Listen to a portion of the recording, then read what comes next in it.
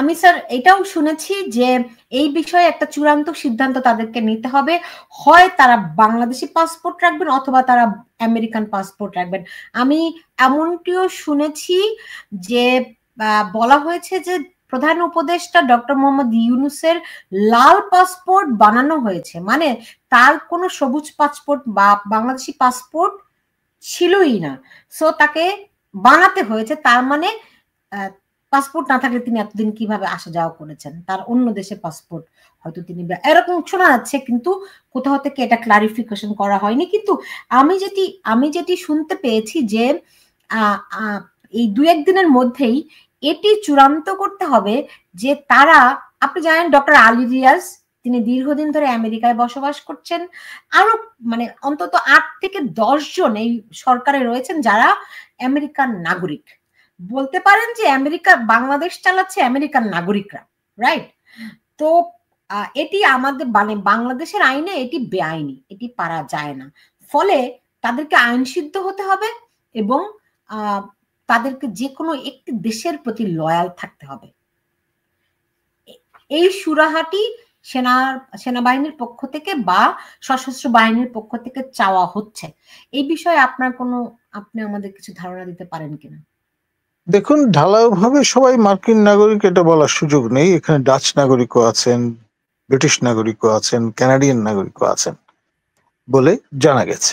তো ফলে যেটি বিষয় সেটি হচ্ছে ফার্স্ট ওয়ার্ল্ডের নাগরিক, অর্থাৎ প্রথম বিশ্বের নাগরিক, এবং তারা প্রায় সবাই ন্যাটোভুক্ত যে জোট, সেই জোটের সদস্য রাষ্ট্রের নাগরিক। তো ফলে আপনার এক ধরনের সমজাতীয়তা, এক ধরনের সমস্বার্থ তারা রক্ষা করবেন, এটাই স্বাভাবিক।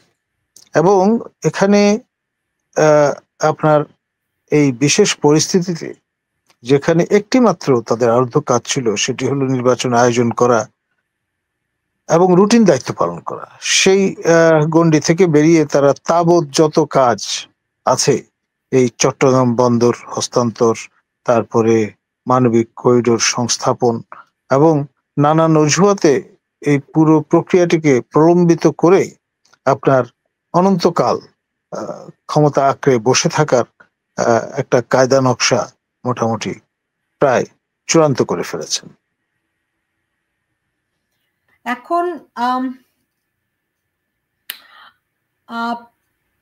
তাহলে যে প্রশ্নটি আসে, আমি যেটি শিরোনামও করেছি যে রাতভর উচ্চপদস্থ কর্মকর্তাদের দফায় দফায় বৈঠক হয়েছে, সেই বৈঠকে কি বিষয় নিয়ে আলোচনা হয়েছে সেই ধারণাটুকু কি আমরা পেতে পারি কিনা।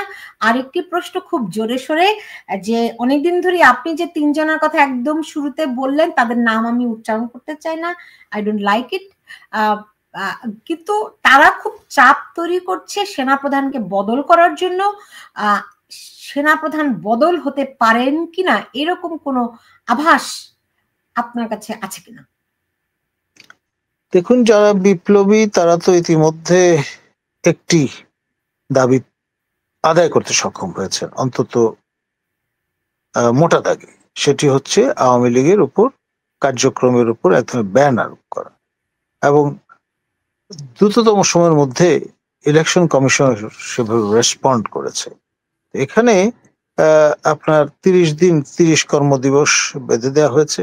এর মধ্যে আপনার বিপ্লবী যে সনদ, সেটি জুলাই বিপ্লবের সনদ হাজির করতে হবে, এবং সেটি আর বর্তমান কাটাছেঁড়া করা এই সংবিধান একসঙ্গে যায় না।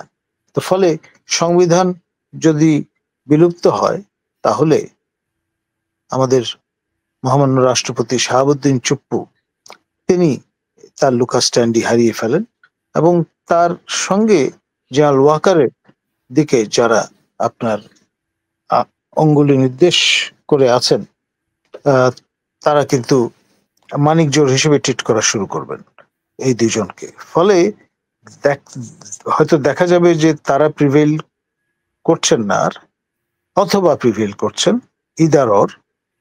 At what cost? At the cost of professor Yunus and আমাদের মাননীয় নিরাপত্তা উপদেষ্টা মিস্টার রহমান। স্যার আমি এরকম মেরুকরণ শুনেছি যে প্রধান উপদেষ্টা মানে ইউনূস, প্রধান উপদেষ্টা ডক্টর ইউনূস এবং খলিলুর রহমান এক পক্ষ, আরেক পক্ষ রাষ্ট্রপতি শাহাবুদ্দিন চুপ্পু এবং সেনাপ্রধান ওয়াকারুজ্জামান। এইটা টাগ অফ ওয়ার হচ্ছে এখন। আপনার দড়ি টানাটানির যুদ্ধে দুই পক্ষ কিন্তু জেতে না, একটি পক্ষকে পরাভব মানতেই হয়। এখন আমাদের দেখবার পালা আলটিমেটলি হু প্রিভেইলস। সে তো আমরা বুঝতেই পারছি যে পরাজিত না হওয়া পর্যন্ত তো আমরা বুঝতে পারবো না, কিন্তু কোন পক্ষ জিতলে দেশের লাভ দেশের ক্ষতি, এইটা যদি একটু বলতেন স্যার। দেখুন, সরলভাবে যদি আমরা ব্যাখ্যা করবার চেষ্টা করি, তাহলে এখানে প্রফেসর ইউনূস এবং মিস্টার রহমান যদি এই রাউন্ডে জিতে যান, তাহলে বিপ্লবীদের বারবারন্ত অবস্থা হবে, এতে কোনো সন্দেহ নেই। আর এর বিপরীতে মহামান্য রাষ্ট্রপতি শাহাবুদ্দিন চুপ্পু এবং মাননীয় সেনাপ্রধান জেনারেল ওয়াকার যদি প্রিভেল করে যান, তাহলে আপনার ভাটার টান দেখা দেবে।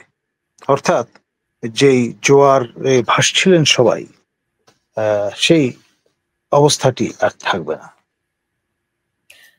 সেই জোয়ার কি আছে, আদৌ আছে? কই তাদের মিছিল মিটিং সমাবেশে তো লোক দেখি না। বাংলাদেশ হচ্ছে মরা কটাল এবং ভরা কটালের দেশ।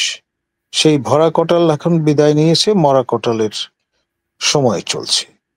দেখা যাক শেষ অবধি কি দাঁড়ায়। জি, বুঝতে পেরেছি। এখন মানে আমি শেষ করব, শেষ প্রশ্ন আপনার কাছে রাখি। আজকে আমরা দেখলাম যে শ্রমিকদের একটি মিছিল হয়েছে, মশাল মিছিল করেছে। আমি একটু আপনাকে দেখাই যদি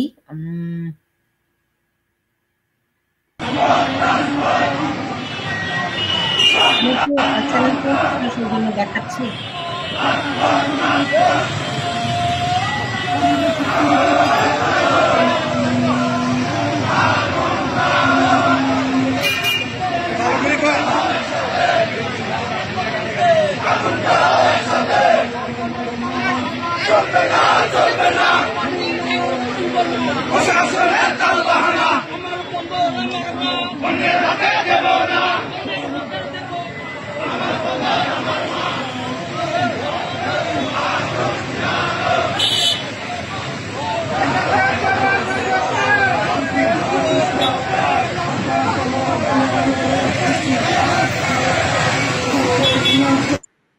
স্যার আপনি নিশ্চয়ই দেখতে পাচ্ছেন বেশ বড় মিছিল কিন্তু, এবং মাত্র 9 মাস হয়েছে।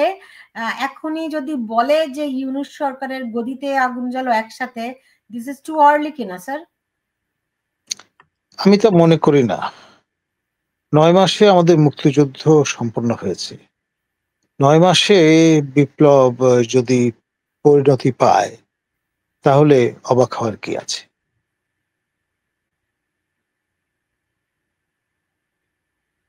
কোন বিপ্লব পরিণতি পাবে? আপনি কিসের কথা বলছেন? 5 অগস্টের বিপ্লব। 5 আগস্টের তো কোনো বিপ্লব হয়নি স্যার। দেখুন, এটা দৃষ্টিভঙ্গির ব্যাপার। যারা এর প্রপোনেন্ট তারা তো বিপ্লবী দাবি করেন এবং ক্ষুব্ধ প্রতিক্রিয়া ব্যক্ত করেন যদি কেউ বলে এটি আন্দোলন কিংবা অভ্যুত্থান। আপনি রাইট। এখন তারা তো চায় জুলাই ঘোষণাপত্র খুব দ্রুত ঘোষণা করা হোক। তারা শিফট করেছে, তাদের 5 মাস পরে গিয়ে মনে পড়েছে একটা ঘোষণাপত্র হওয়া উচিত ছিল। তারা অনেকভাবে শিফট করেছে, যদিও বলা হচ্ছে তারা তাদের পরিকল্পনা মতো অগ্রসর হচ্ছে। আসলে কি তাই হচ্ছে? এখন দেখুন, এই যে শিফট হওয়াটা, এটা নিখুঁত যেই পরিকল্পনা তারই কিন্তু অংশ। আপনার মিটিকুলাসলি ডিজাইনড। সুতরাং এটি খেয়ালের বশে তারা করেছেন তেমনটি নয়। আর গাড়ি চালানোর সময় তো অনেক সময় আমরা ব্যাক গিয়ারে যাই, সেটি যদি চালনার সুবিধার্থে করা হয় এবং মনে করা হয় সঠিক, তাহলে এখানে অসুবিধা কোথায়? যদি সেটি বলেন স্যার, সেই ক্ষেত্রে যদি আমি প্রশ্ন তুলি যে বাংলাদেশে এই যে আমি যেই মানুষকে দেখছি এত দ্রুত তারা একতাবদ্ধ হচ্ছে, বন্দর দেবে না, হ্যাঁ, এই অবস্থা যদি চলতে থাকে, আপনার কি মনে হয় যে তারা টিকতে পারবে? বাংলাদেশের মানুষ, ঠিক আছে, বাংলাদেশের মানুষ আবেগী, তারা আবেগে ভাসে, আমরা ট্রু, এটা যেমন সত্য, কিন্তু একবার যখন মানুষ বুঝতে পারবে যে তাদের দেশ অন্যের দখলে চলে যাচ্ছে, তাদের দেশ কি বলবো যে বিক্রি হয়ে যাচ্ছে, মানুষ রুখে দাঁড়াবে। আমি তো এরকমই বিশ্বাস করি। দেখুন, এই জল হাওয়ার দেশে, কাদামাটির দেশে মানুষ খুবই শান্তিপ্রিয় এবং স্থতগতি সম্পন্ন থাকে নেওয়ার সময়, কিন্তু যখন একবার পালে বাতাস লাগে এবং তখন মুহূর্তে সবকিছু ওলটপালট হয়ে যায়। এবং এরকমের চিত্র আমরা অসংখ্যবার পরিদৃষ্ট করেছি, ভবিষ্যৎ অতীতের সাক্ষ্য বহন করে। সুতরাং এখানে অবাক হওয়ার কিছু নেই। ধন্যবাদ। জি, বুঝতে পেরেছি। কিন্তু আমি আমি শেষ প্রশ্নটি আপনাকে রাখি, কালকে সকালবেলায় আপনার প্রত্যাশাটা কি বলুন? আমি যেটি মনে করি যে আমাদের এই পলিটিতে সবচেয়ে বড় মাঠটা খেয়েছে শৃঙ্খলা, আইনের শাসন এবং যেই নতুন ধারা সৃষ্টি হয়েছে সেটি হচ্ছে মবক্রেসি, মব কালচার। এটা কোনো অবস্থায় সুস্থতার পরিচয় বহন করে না। এবং যদি এই রাষ্ট্রটিকে টিকে থাকতে হয়, ইনস্টিটিউশনগুলো রক্ষা করতে হবে, আর ইনস্টিটিউশনগুলো রক্ষা করতে হলে শৃঙ্খলার কোনো বিকল্প নেই। এই ধন্যবাদ। শৃঙ্খলা যখন ভেঙে যায় তখন তো সহজে আর শৃঙ্খলা আসে না স্যার।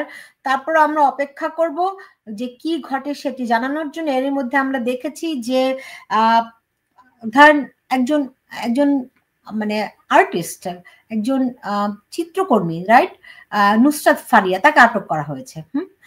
বৈষম্যের বিরুদ্ধে আন্দোলন করে তারা তারা বিপ্লব তথাকথিত কিংবা অভ্যুত্থান করেছে, অথচ তারা কোনো কিছুতেই কিছু না, কোনো কিছুকেই গ্রাহ্য করছে না। কোনো আইনের শাসন দূরের কথা, সবকিছুকেই তারা তুড়ি মেরে উড়িয়ে দিচ্ছে। এই অবস্থা কখনোই কোনো দেশের জন্য, জাতির জন্য, কোনো সমাজের জন্য মঙ্গল কিছু তো হয় না, যে যার পরিণতি আমরা বাংলাদেশে দেখতে পাচ্ছি। কিন্তু এই অবস্থা যেমন চলতে পারে না সত্য, তেমনি নিশ্চয়ই কোনো রক্তপাত আমাদের কাম্য নয়। সেটি না ঘটুক, বরং খুব সুন্দর করে একটা উত্তরণের পথ আমরা খুঁজি।